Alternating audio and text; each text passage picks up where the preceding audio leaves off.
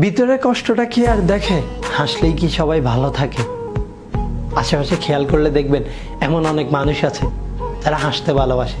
এরা প্রচুর হাসে, এরা কারণে অকারণে হাসে। কি মনে হয় এরা অনেক হ্যাপি, তাই না? আসলে আপনার কল্পনা আর এদের বাস্তবতা দুইটাই বিপরীত মেরুতে অবস্থিত।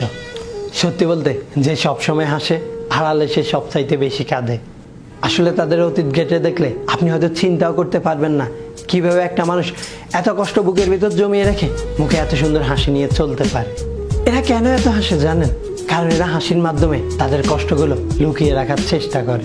জীবনের চলার পথে তারা তাদের প্রিয়জনের কাছ থেকে এতটাই কষ্ট পেয়েছে, যার কাছে পৃথিবীর সব কষ্টগুলোই হার মানে।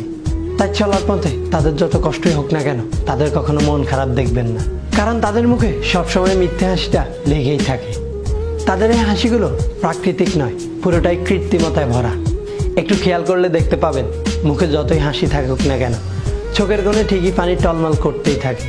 এই মানুষগুলোর বাহিরটা পরিপাটি, কিন্তু ভিতরটা হচ্ছে খায়। এইভাবেই চলছে তাদের ভালো থাকার অভিনয়। এই মানুষগুলোর কাছ থেকে কখনোই আপনি কষ্ট পাবেন না, কারণ এরা জানে কষ্ট কাকে বলে। এই মানুষগুলোর শুধু একটাই চাওয়া থাকে, তাদেরকে কষ্ট দিয়ে খুশি হয়েছে যারা, তবুও দিন শেষে ভালো থাকুক তারা।